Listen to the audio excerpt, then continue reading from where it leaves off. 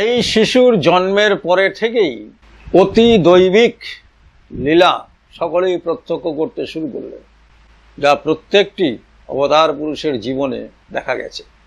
এই শিশুর যখন 10 মাস বৎসর বয়স, মাতা মনমোহিনী দেবী তাকে নিয়ে পার্শ্ববর্তী হরিপুর গ্রামে তাঁদেরই আত্মীয় উমেশচন্দ্র লাহিড়ীর বাড়িতে গেছে। নবঘন শ্যাম জন্ম নিলেন, প্রসূত ঘরে করেন খেলা, 7টা 5 সকাল বেলা।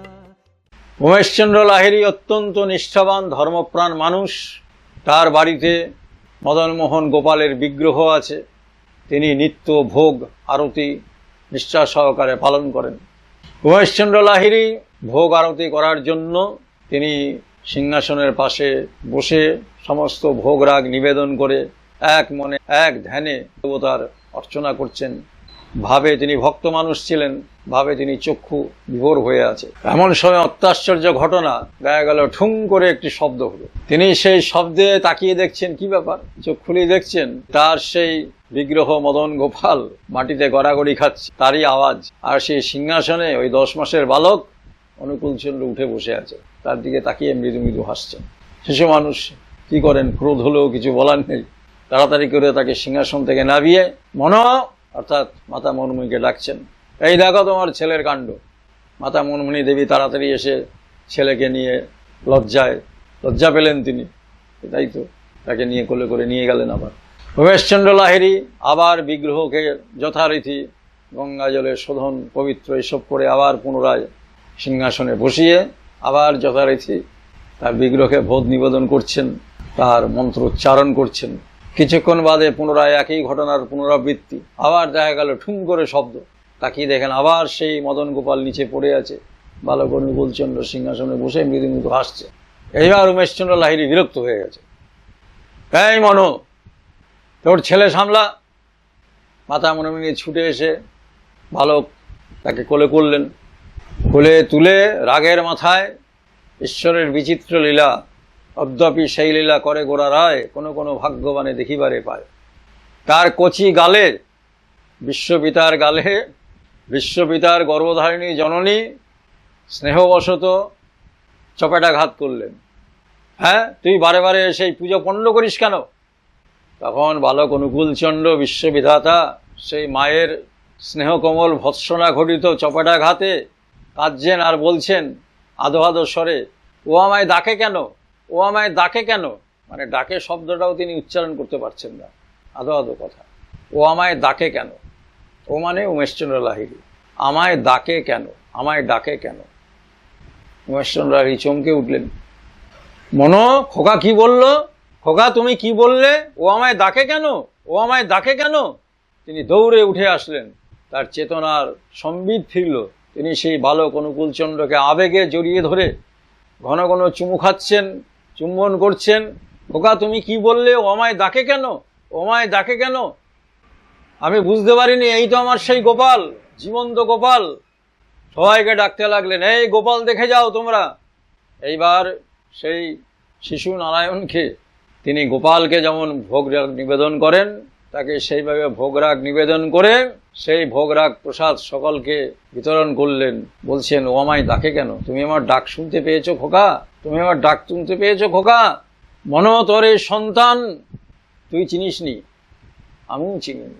মাত্র 10 মাস বৎসর বয়সে অভূতপূর্ব স্বয়ং ঈশ্বর পুরুষের লীলা। মাও হতবাক হয়ে গেলেন। শিশু বয়স থেকেই তার এইরকম অদ্ভুত বিচিত্র প্রকাশ তৎকালে যারা দেখেছেন তারা বিস্ময়ে হতবাক হয়ে গেছেন। মাতা মনমোহিনী দেবীও মাঝে মাঝে বিভ্রান্ত হয়ে যেতেন। পরবর্তীকালে মাতা মনমোহিনী দেবী যখন দেহলীলা সংবরণ করছেন, তার কাছে বলতে শোনা গেছে, সুশীল বসু তাকে তিনি বলছেন, দেখ রে, অনুকূল কে তা আমি জানি, কিন্তু আমারও মাঝে মাঝে ভুল হয়ে যায় রে। আমার সন্তান তো, যেখানে বাৎসল্য সেখানেই তাচ্ছিল্য। এই বাৎসল্য রসে অভিভূত হয়ে আমার মাঝে মাঝে ভুল হয়ে যায়। সেই ভ্রান্তিবশত ওর কথা না শুনে আজকে আমার এই দশা, মানে ঠাকুর মাকে বারণ করেছিলেন। সেই ঘটনায় পরবর্তীতে আমরা আসব। তো বাল্যকাল থেকেই তার এই বিচিত্র লীলা শুরু। তার হাতে একটা লাঠি থাকতো সবসময়, সেই জন্য সবাই আদর করে তাকে গারোয়ান বলে ডাকত। খুব দুরন্ত ছিলেন। তার দুরন্তপনায় পাড়া প্রতিবেশী সকলে অস্থির হয়ে পড়ত, কিন্তু আবার তাকে ভালোবাসত। যতই দুরন্তপনা যাই কিছু করুন না কেন, তিনি কিন্তু জিজ্ঞাসা করা মাত্র মায়ের কাছে অথবা গুরুজনের কাছে সত্যটাই স্বীকার করতেন। কখনো অসত্য ভাষণ বা মিথ্যা কথা তিনি কখনো বলেননি। যখন তার 3 বছর বয়স, তখন দিদিমা কৃষ্ণসুন্দরী দেবী এবং মাতা মনমোহিনী দেবী ওই বালক অনুকূলকে নিয়ে কুষ্টিয়া থেকে হিমায়তপুরে আসছেন পদ্মা নদীতে নৌকো যোগে। বাংলাদেশ নদীবহুল দেশ, সেখানে সেই আমলে নদীই ছিল একমাত্র যানবাহনের মাধ্যম। এইবার যখন তারা মাঝ নদীতে আছেন, এমন সময় কালবৈশাখীর ঝড় উঠেছে। আর পদ্মা নদী যারা দেখেছেন তারা জানেন যে পদ্মা নদী কতখানি ভয়ঙ্করী হয়ে উঠতে পারে। সেই কালবৈশাখীর ঝড়ে বড় বড় ঢেউ উথাল পাতাল, আর সেই নৌকো তো টলায়মান। মাঝি মাল্লারা যারা ছিল তারা ভয়ে নৌকো থেকে লাফ দিয়ে ওই স্রোতের টানে কে কোন দিকে ভেসে গেল। আসুন আমরা পটভূমিকাটা চিন্তা করি। পদ্মার সেই বিস্তীর্ণ জলরাশি, মাঝখানে ছোট্ট একটু কাঠের নৌকো, তার মধ্যে 2টি অসহায় নারী একটি শিশু সন্তানকে নিয়ে ভাসছেন। কি হবে পরিণতি কেউ জানে না। মাতা মনমোহিনী দেবীর গর্ভধারিণী জননী অর্থাৎ পুরুষোত্তম অনুকূল চন্দ্রের দিদিমা মাতামহী কৃষ্ণসুন্দরী দেবী, তিনি তার নারায়ণকে আবাহন করছেন, ভয়ে প্রাণ ভয়ে নারায়ণের শরণ নিচ্ছেন। মাতা মনমোহিনী দেবী তার গুরুকে স্মরণ করে কৃষ্ণনাম জপ করছেন, এছাড়া তো কোনো উপায়ও নেই। হঠাৎ তাদের সেই আকুল আবেদনে সাড়া দিয়ে স্বয়ং সেই নারায়ণ, স্বয়ং বিশ্বপিতা, যিনি মায়ের কোলে 3 বছরের শিশু হয়ে আছেন, তিনি তার মাকে বলছেন, মা শিগগির নাম, শিগগির নাম, শিগগির নাম। মাতা মনমোহিনী দেবী বালক অনুকূল চন্দ্রের ওই কথা বলার ভঙ্গি, ওই অপরূপ দৃঢ় নির্দেশ, সে শিশু বলছে না কে বলছে, তাদের কানে যেন মনে হলো এটা দৈব নির্দেশ। সেই কথা চিন্তা করে ওই উত্তাল পদ্মা নদীতে তারা শিশুকে কোলে করে কিন্তু সত্যি সত্যিই নেমে পড়লেন। যেন এক অত্যাশ্চর্য দৈবাদেশ, অত্যাশ্চর্য দৈবী প্রেরণা তাদেরকে সেই মুহূর্তে সেই নৌকো থেকে অবতরণ করালো। নামার পর দেখছেন একই আশ্চর্য, সেখানে তো হাঁটু জল। আস্তে আস্তে এগিয়ে যাচ্ছেন, যতদূর যাচ্ছেন দেখা যাচ্ছে হাঁটু জল।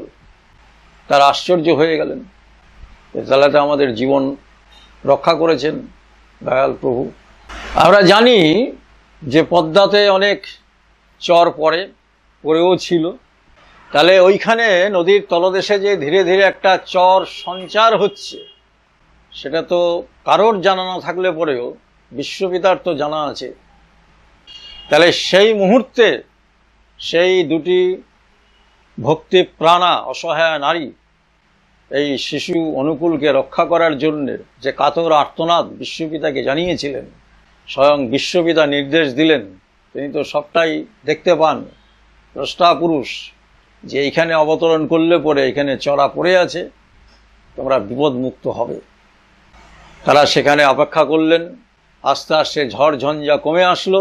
দৈবক্রমে অন্যান্য নৌকো চলাচল, পদ্মা নদীতে তো সবসময় নৌকো চলাচল হয়, অন্য নৌকো তাদেরকে দেখতে পেয়ে সেখান থেকে তাদেরকে উদ্ধার করে নিয়ে আসা হলো। ওই শিশু অনুকূল চন্দ্রকে মাতা মনমোহিনী দেবী এবং তার মাতা কৃষ্ণসুন্দরী দেবী বলছেন, অনুকূল, পাশের বাড়িতে একটি ছেলে হয়েছে, চল দেখে আসি গিয়ে। বালক অনুকূল চন্দ্র মাকে বলছেন, মারে ওকে দেখে কি হবে, ও তো মাত্র 18 দিন বাঁচবে। মা শুনে রেগে গেলেন, এক ধমক দিয়ে এক চর কষিয়ে দিলেন।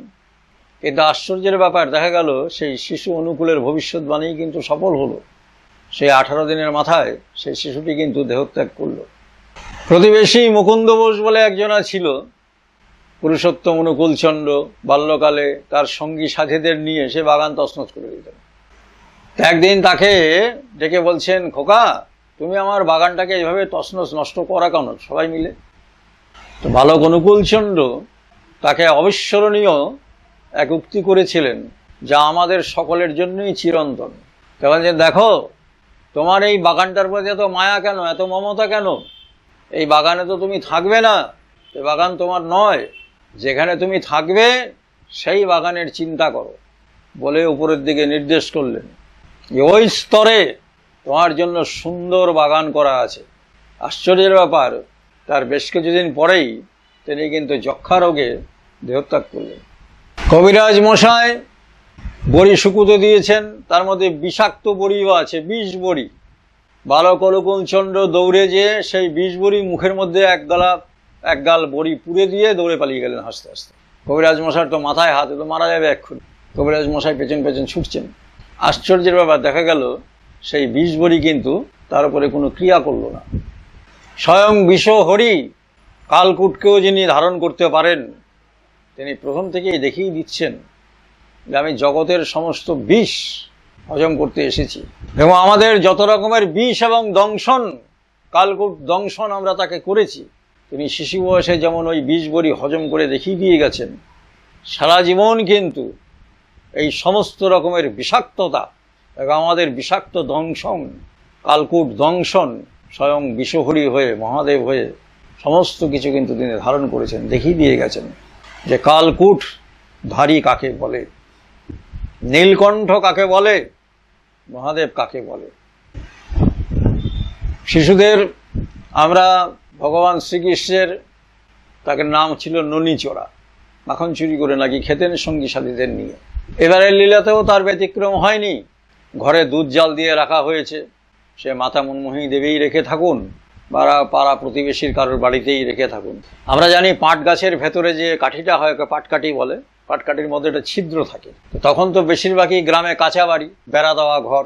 বালক চন্দ্র ওই সঙ্গী সাথী জুটিয়ে ওই বেড়ার ফাঁক দিয়ে পাটকাঠিকে নল বানিয়ে ঢুকিয়ে দিতেন, দিয়ে দুধের হাঁড়ির মধ্যে সরপরা দুধ সেই পাটকাঠি ঢুকিয়ে দিয়ে বাইরে থেকে এক এক করে সকলে মিলে সেই দুধ পুরোটাই সেই ননীচোরা কৃষ্ণের মতন দুধ খেয়ে ফেলতেন। দেখা গেল যে হাঁড়ির মধ্যে শুধু শটটা পড়ে আছে, দুধটাই নেই।